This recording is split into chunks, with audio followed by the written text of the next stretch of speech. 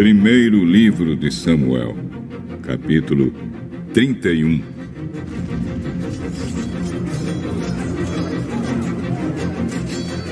Os filisteus lutaram contra os israelitas no Monte Gilboa. Muitos israelitas foram mortos ali, e o resto fugiu. Os filisteus cercaram Saul e os seus filhos, e mataram Jonatas, Abinadab e Malquizua, os filhos de Saul. A luta estava feroz em volta de Saul. Ele foi atingido por flechas inimigas e ficou muito ferido. Então disse ao rapaz que carregava suas armas: Tire a sua espada e me mate, para que esses filisteus pagãos nunca sonhem de mim e me matem. Mas o rapaz estava muito apavorado e não quis fazer isso. Então Saul pegou a sua própria espada e se jogou sobre ela.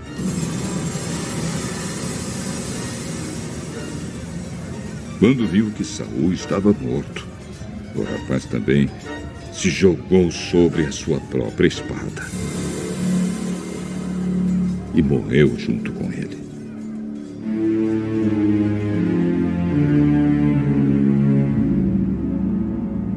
E assim morreram naquele dia Saul, os seus 3 filhos, o rapaz e todos os soldados de Saul.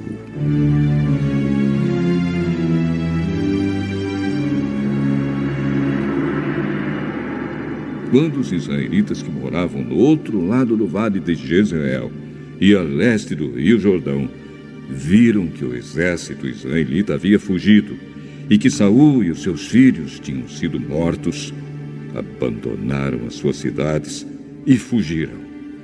Então os filisteus foram e ocuparam aquelas cidades. Um dia depois da batalha, quando os filisteus voltaram lá para tirar dos mortos as coisas de valor, acharam os corpos de Saul e dos seus 3 filhos caídos no Monte Gilboa.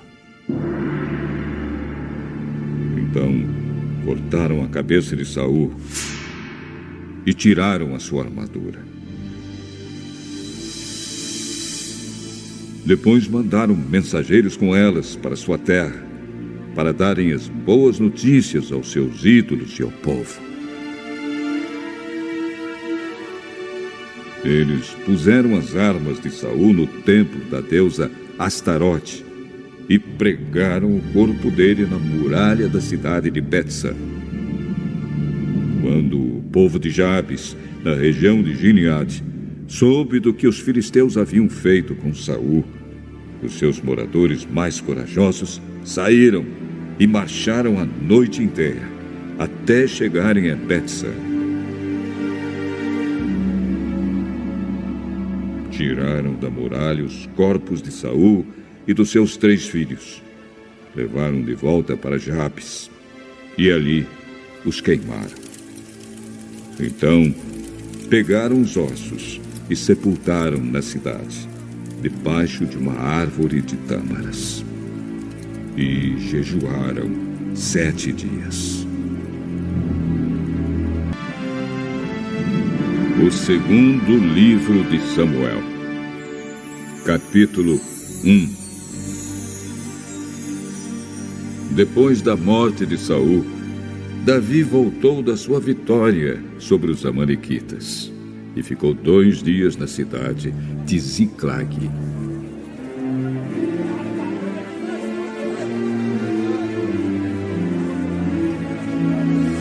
No dia seguinte chegou um moço que vinha do acampamento de Saul.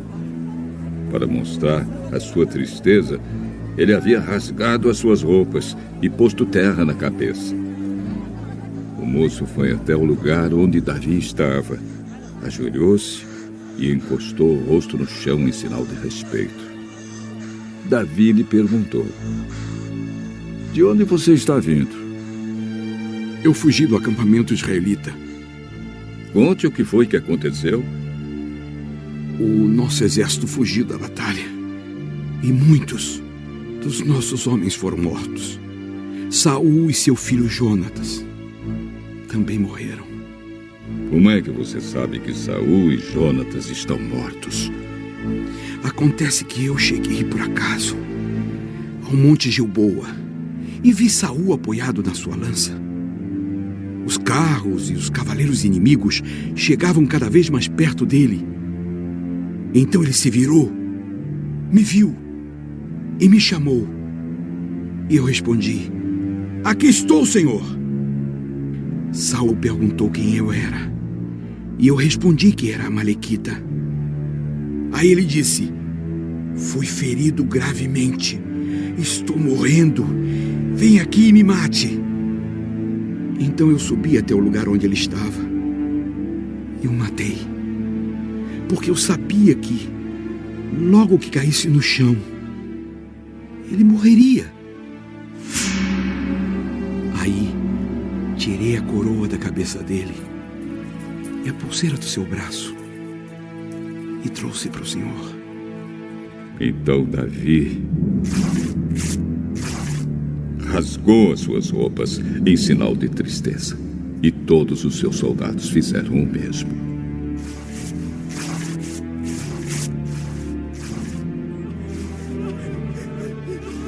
Choraram, se lamentaram e jejuaram até a tarde por Saul, por Jonatas e por Israel, o povo de Deus, o Senhor, pois muitos deles tinham sido mortos na batalha.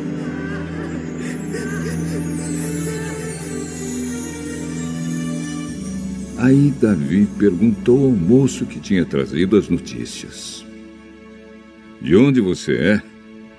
Eu sou Amalequita, mas estou morando aqui na sua terra.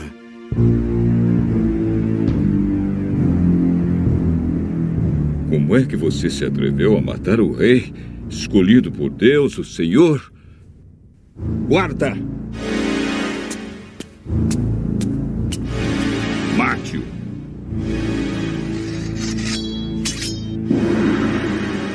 O culpado disso foi você mesmo.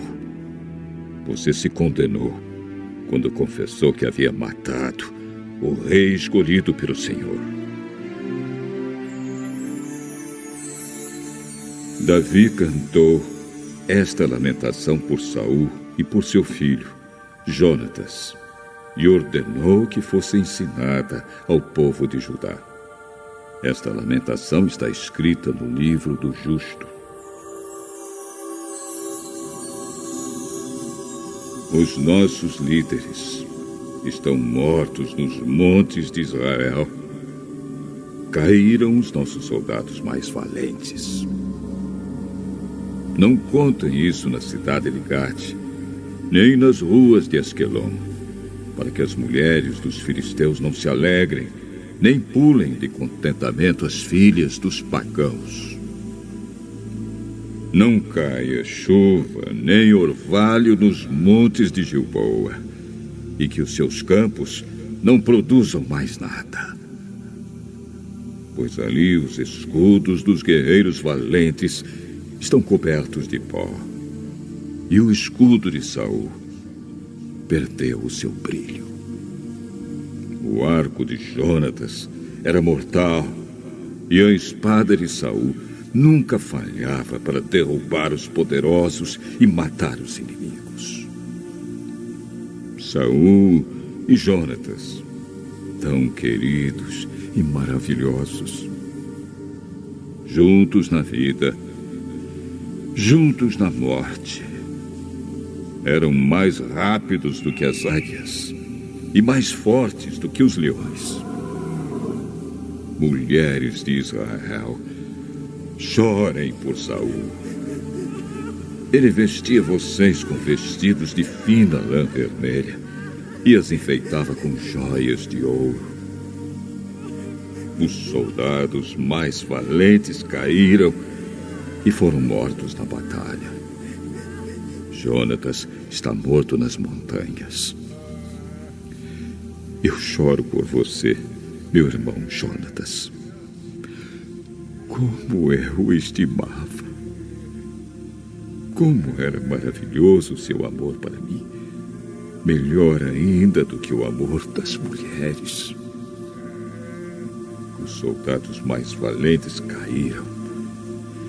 E as suas armas não têm mais utilidade. Leitura complementar. Patriarcas e Profetas, capítulo 66. A morte de Saul. De novo foi declarada a guerra contra Israel e os filisteus. Ajuntaram-se os filisteus e vieram e acamparam-se em Sunem, na extremidade norte da planície de Jezreel, enquanto Saul e suas forças se acamparam a poucos quilômetros ao pé do monte Gilboa, na extremidade sul da planície. Foi nesta planície que Gideão, com 300 homens, pusera em fuga o exército de Midian.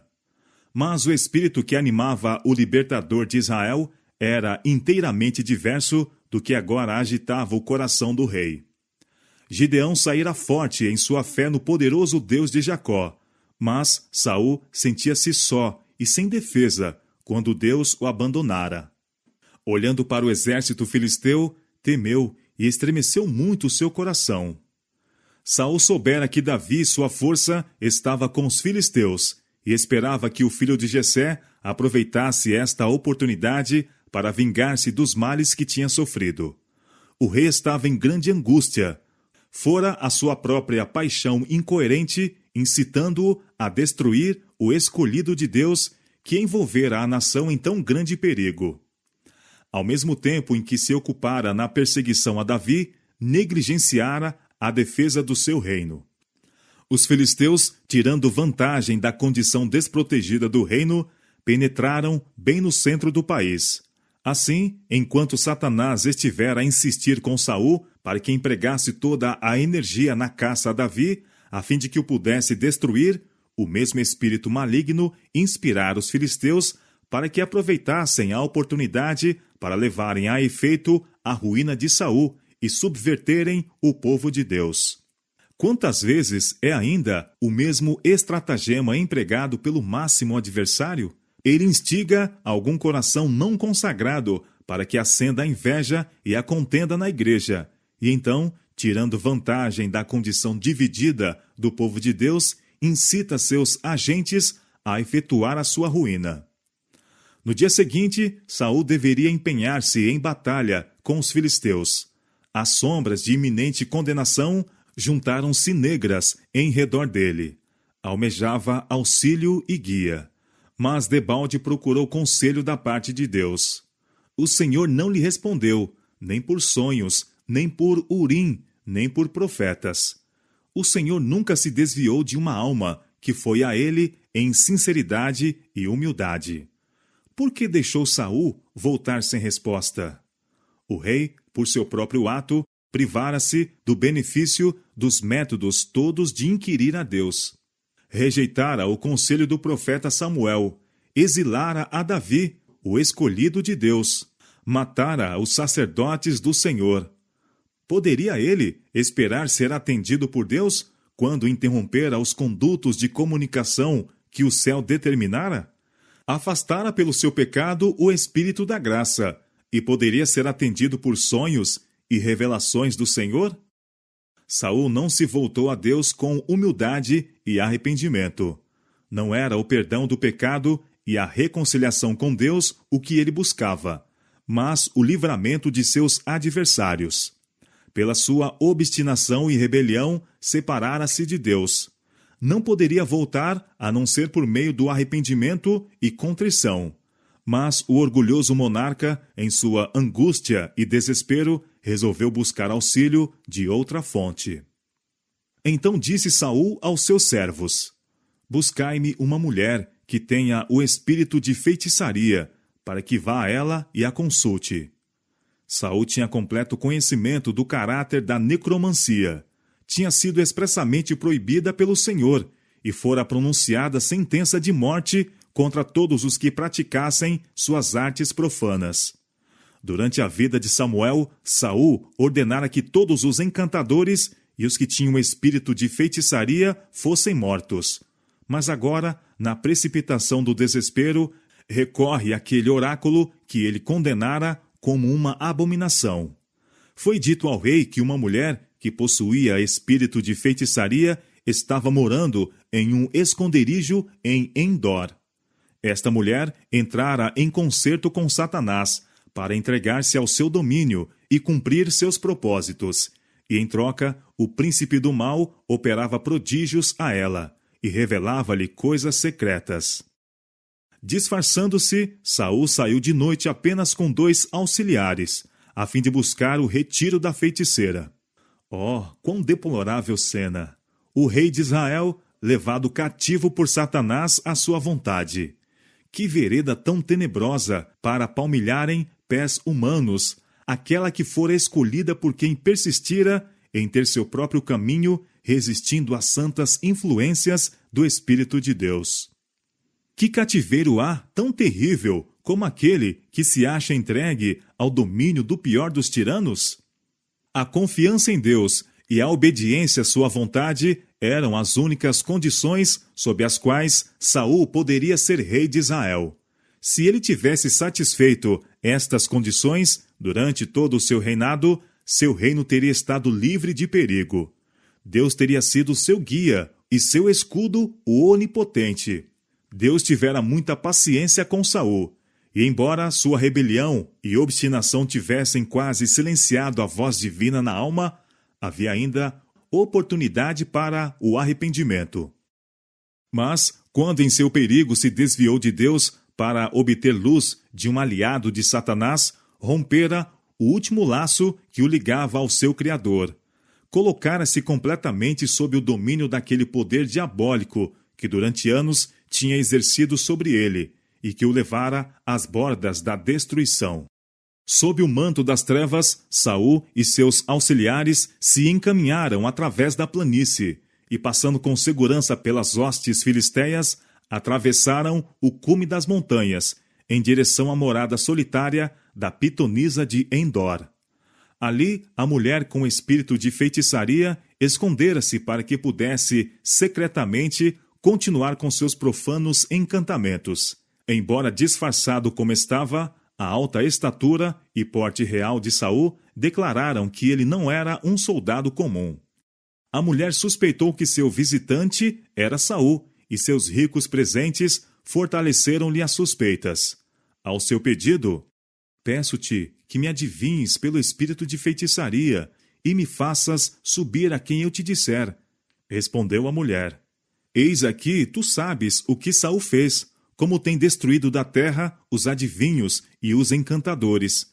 Por que, pois, me armas um laço à minha vida para me fazer matar?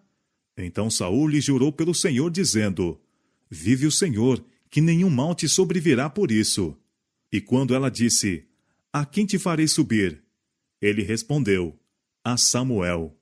Depois de praticar seus sortilégios, ela disse, vejo deuses que sobem da terra.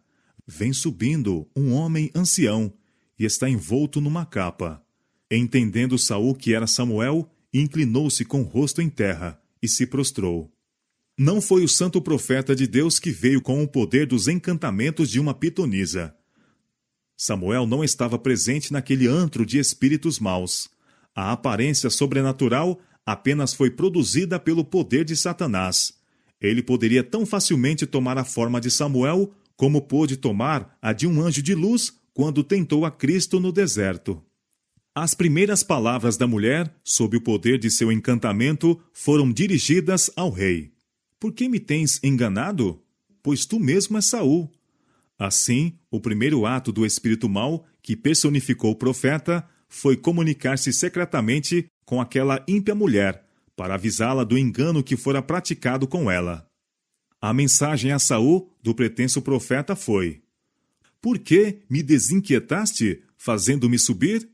Então disse Saul, muito angustiado estou, porque os filisteus guerreiam contra mim, e Deus se tem desviado de mim, e não me responde mais, nem pelo ministério dos profetas, nem por sonhos.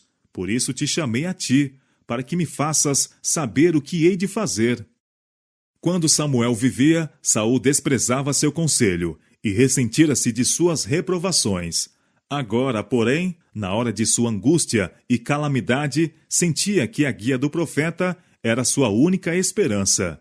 E a fim de comunicar-se com o embaixador do céu, recorreu em vão ao mensageiro do inferno. Saul se colocara inteiramente no poder de Satanás, e agora aquele cujo único deleite em ocasionar miséria e destruição prevaleceu-se da oportunidade para efetuar a ruína do infeliz rei. Em resposta ao agoniado rogo de Saul, veio a terrível mensagem, que pretendia-se provinha dos lábios de Samuel. Por que, pois, a mim me perguntas, visto que o Senhor te tem desamparado e se tem feito teu inimigo? Porque o Senhor tem feito para contigo como pela minha boca te disse, e tem rasgado o reino da tua mão, e o tem dado ao teu companheiro Davi. Como tu não deste ouvidos à voz do Senhor, e não executaste o fervor da sua ira contra Amaleque, por isso o Senhor te fez hoje isto. E o Senhor entregará também a Israel contigo na mão dos filisteus. Em toda a sua conduta de rebelião, Saul fora lisonjeado e iludido por Satanás. É obra do tentador fazer do pecado coisa insignificante, tornar o caminho da transgressão fácil e convidativo, cegar a mente às advertências e ameaças do Senhor. Satanás, pelo seu poder sedutor, levara Saul a justificar-se em desafio às reprovações e advertências de Samuel. Mas agora, em sua situação extrema, voltou-se a ele, apresentando a enormidade de seu pecado e a desesperança de perdão para que o aguilhoasse até o ponto de chegar ao desespero. Nada poderia ter sido melhor escolhido para lhe destruir o ânimo e confundir o juízo, ou para o impelir ao desespero e destruição de si mesmo. Saul estava debilitado pelo cansaço e jejum, estava aterrorizado e com a consciência ferida. Caindo a terrível predição aos seus ouvidos, o corpo cambaleou como um carvalho diante da tempestade, e caiu prostrado por terra. A bruxa encheu-se de espanto. O rei de Israel jazia perante ela como morto. Caso ele perecesse em seu retiro, quais seriam as consequências para ela? Suplicou-lhe que se levantasse e tomasse alimento, insistindo que, visto haver corrido perigo de vida, para lhe satisfazer o desejo, deveria ele ceder ao seu pedido, para a preservação de sua própria vida. Rogando-lhe o mesmo seus servos, Saul cedeu finalmente, e a mulher pôs diante dele a bezerra cevada e bolos asmos, preparados à pressa. Que cena! Na rústica caverna da feiticeira, em que poucos momentos antes haviam ecoado palavras de condenação, na presença do mensageiro de Satanás, aquele que fora ungido por ordem de Deus como rei sobre Israel, sentava-se para comer, preparando-se para a luta mortífera do dia. Antes do romper do dia, voltou com seus auxiliares ao acampamento de Israel, para dispor-se ao conflito. Consultando aqueles espíritos das trevas, Saul destruíra a si mesmo. Opresso pelo terror do desespero, ser-lhe-ia impossível inspirar coragem ao seu exército. Separado da fonte de força, não poderia guiar as mentes de Israel a olharem a Deus como seu auxiliador. Assim, a predição de males operaria o seu próprio cumprimento. Na planície de Sunem e nas encostas do monte Gilboa, os exércitos de Israel e as hostes dos filisteus empenharam-se em combate mortal. Embora a cena terrível da caverna de Endor lhe tivesse repelido do coração toda a esperança, Saul combateu com arrojada bravura em favor de seu trono e de seu reino. Mas foi em vão. Os homens de Israel fugiram de diante dos filisteus e caíram atravessados na montanha de Gilboa. 3 bravos filhos do rei morreram ao seu lado. Os frecheiros apertaram Saul. Tinham visto seus soldados caírem em redor de si e seus filhos príncipes cortados pela espada. Ele próprio, estando ferido, não podia nem combater nem fugir. Escapar era impossível, e resolvido a não ser tomado vivo pelos filisteus, ordenou a seu pajem de armas: arranca tua espada e atravessa-me com ela. Recusando-se o homem a erguer a mão contra o ungido do Senhor, Saul tirou sua própria vida, lançando-se sobre a espada. Assim pereceu o primeiro rei de Israel, com crime de suicídio em sua alma. A vida fora-lhe um fracasso, e sucumbira com desonra e em desespero, porque pusera sua vontade própria e perversa contra a vontade de Deus. A notícia da derrota espalhou larga e extensamente, levando o terror a todo Israel. O povo fugia das cidades, e os filisteus tomavam posse destas, sem serem incomodados nisso. O reino de Saul, independente de Deus, se tinha quase mostrado a ruína de seu povo. No dia seguinte ao da luta, os filisteus, examinando o campo da batalha para roubar aos mortos, descobriram os corpos de Saul e de seus 3 filhos. Para completarem seu triunfo, deceparam a cabeça de Saul e o despojaram de suas armas. Então, a cabeça e a armadura, exalando o cheiro de sangue, foram enviadas ao país dos filisteus como troféu de vitória, a anunciá-lo no templo dos seus ídolos e entre o povo. A armadura finalmente foi posta no templo de Astarote, enquanto a cabeça foi fixa no templo de Dagon. Assim, a glória da vitória foi atribuída ao poder desses falsos deuses, e o nome de Jeová foi desonrado. Os cadáveres de Saul e seus filhos foram arrastados a Bet-San, cidade não distante de Gilboa, e próxima do rio Jordão. Ali foram suspensos concorrentes para serem devorados pelas aves de rapina. Mas os bravos homens de Jabes Gileade, lembrando-se do livramento de sua cidade por Saul em seus primeiros e felizes anos, manifestaram agora sua gratidão, retirando os corpos do rei e dos príncipes e dando-lhes honrosa sepultura. Atravessando o Jordão à noite, tiraram o corpo de Saul e os corpos de seus filhos do muro de Bet-San. E vindo a Jabes, os queimaram e tomaram seus ossos e os sepultaram debaixo de um arvoredo em Jabes e jejuaram 7 dias. Assim, a nobre ação, praticada 40 anos antes, assegurou a Saul e seus filhos o sepultamento por mãos ternas e piedosas.